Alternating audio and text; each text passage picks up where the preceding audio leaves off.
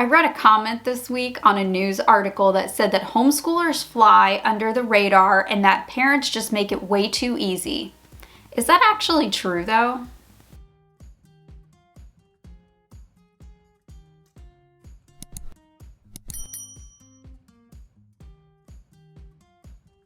Hey guys, welcome to my channel. My name is Mandy, the Handmade Homeschooler, and today we're going to talk about a negative comment that I read. It wasn't actually on one of my videos, it was on somebody else's, and it was actually on a news article that I read about homeschooling stats, and that the number of homeschoolers is rising, which I think is great. Like, more people are stepping out of their comfort zone of public schooling and they're putting their kids, back in the home. I think that's fantastic.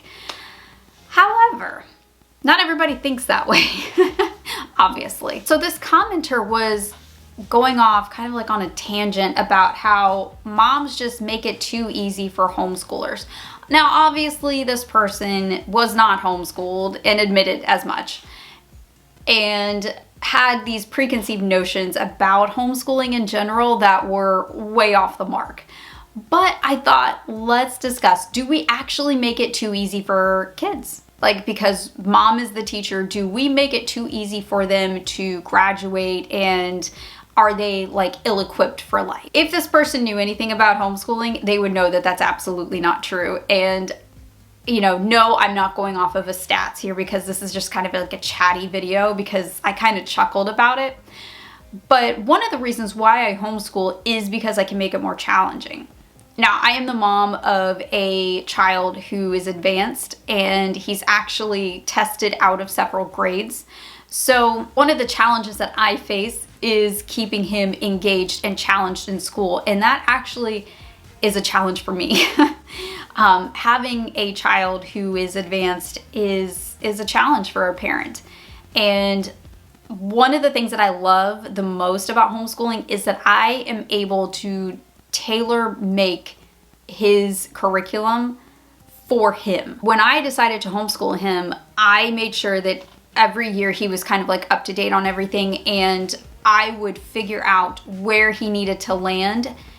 And I kind of just buy curriculum that's a little bit more challenging for him, and that typically keeps him sharp and engaged, and it makes sure that he doesn't get super bored. I've had kids in my own classroom who were too advanced for my class, but the parents didn't want to skip a grade, and they've always been the troublemakers.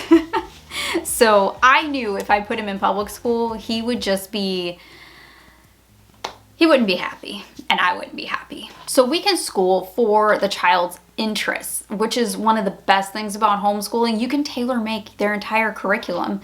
And then when they get older and they know kind of more of what they want to do, which is kind of the position that I'm in with both of my kids right now, you can tailor their curriculum to that career field. So I have one child who is looking at trade school, and I have another child who's looking into wildlife conservation. So, and those might change, they may change, I don't know, next year. But for right now, this is where they both are, and they've both been in the same path for a long time. So I have been able to really cultivate those interests and get them going in that career field very early on. So they're going to have like this knowledge that probably most of their same age peers are not going to have, because they've been learning since they were young about whatever it is that they're interested in. So let's talk about testing. When it comes to testing, the ACT will tell you, and all you have to do is a quick Google search and it'll tell you. According to the ACT, homeschoolers typically score better than public schoolers. So there's that. So if you have someone going off about, hard data, and I want statistics, go look up the ACT scores. Homeschoolers generally outscore public schoolers always, and they have for a very long time. Some states, like my state, actually require state testing every single year.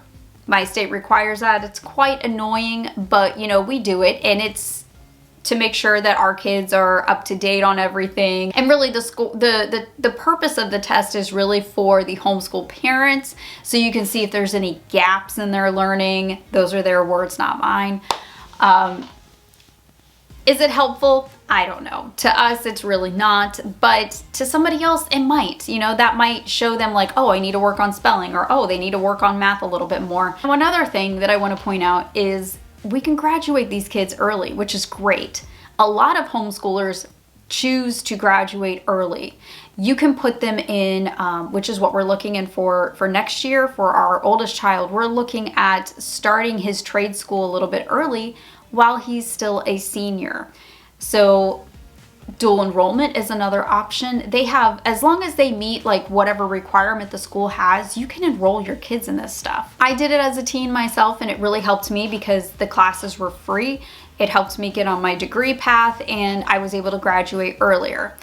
My oldest child, he's very eager to start this stuff. He's very eager to start, you know, his adult life and things like that. I think it'll be a great opportunity for him, and they're free. I mean, as long as he meets whatever requirement the school has, which is an ACT score and a certain GPA, he's good to go. So, you know, it's going to be an easy transition for him. It'll get him in the mind frame of college, and it'll kind of just, which isn't really college, it's a trade school, but you know, it's right here in town. It's fantastic. It's a great option. And a lot of these classes he can take here at home online.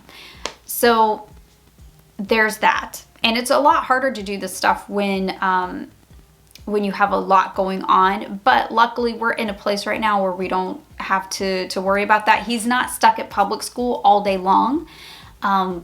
He's here at home, so doing dual enrollment and things like that is a lot easier. And he can even graduate homeschool early if we so choose.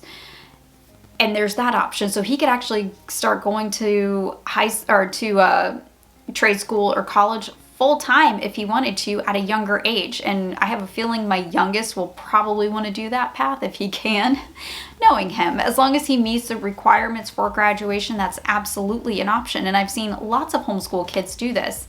So there's always like the graduating early option, which you don't see a whole lot in public school, but you do see a whole lot in homeschool. One of the other things is there's no boredom because you are kind of homeschooling to their interests.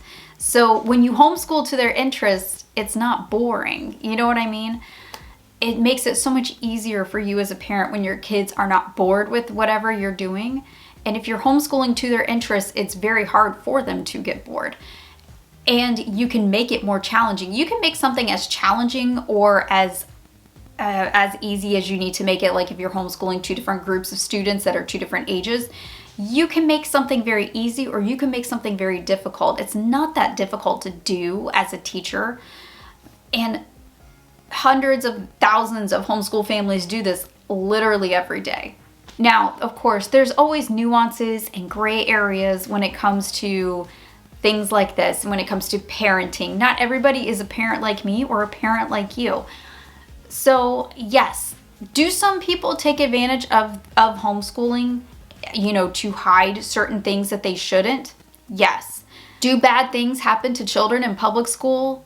Absolutely. I've seen it with my own eyes, and I think we see it a lot on the news, like constantly.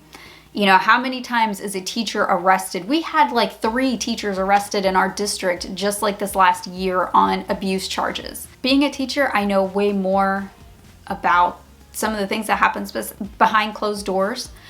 And I know what a lot of teachers have to put up with. I know what I had to put up with. I had to put up with a lot of physical abuse from the students at certain schools. And man, you know, there wasn't a whole lot that I could do other than quit. So yeah, I didn't want my kids in that environment, you know. And if I have to put up with trolls online, okay, whatever. You know, I'm not that concerned about it. And I'm not concerned about the trolls that are going to comment on this video either. And if you're a troll that is going to comment on this video, I'm not even going to read it. I'm literally just going to delete it. So, you know, if you really want to waste your time writing an entire hate paragraph, that's on you. However, I'm not going to read it or respond to it. So do we make it easier? Maybe some parents do, but the majority of homeschooling parents do not. In fact, every homeschool parent that I've ever talked to is so dedicated to their child's education, and they themselves pour everything they have into their kids' education. You will not find a teacher in a school district that is more dedicated than a parent. Now, is that true for every single homeschool child? There are exceptions to every single rule, just like public school, okay? There's gray areas, there's bad teachers, there's bad parents, okay? But for the most part, homeschooling parents are extremely dedicated to their children's education, and no, for the most part, they do not fly under the radar, and the government makes sure that we don't in almost all states. There's very few states that don't have any requirements, okay? Most states actually have requirements. Like, I have to have a certain level of education. I have to test my children every single year. You know, so it's not like these kids are flying under the radar. No. Like, I have to submit paperwork every single year. Like, I have to do all kinds of things to make sure that my children are where they're supposed to be. And if there is a question about it, I could get a knock at my door. So don't think that, like, we just play games all day and watch TV, because that definitely doesn't happen. But how many kids watch TV and their phones and play games at public school? You know, like, I think that people tend to not think about these things rationally, and they just kind of, you know, go off in the comments because for whatever reason there is a serious hatred for homeschoolers. But it's okay. We don't homeschool to please any of them. So just remember that. At the end of the day, you don't homeschool to please anybody. You homeschool to educate your children and to be obedient to the Lord. And that's all you need. All right, there's my little rant for the day. I hope you guys have a great rest of your day, and I will see you in the next video. Happy homeschooling.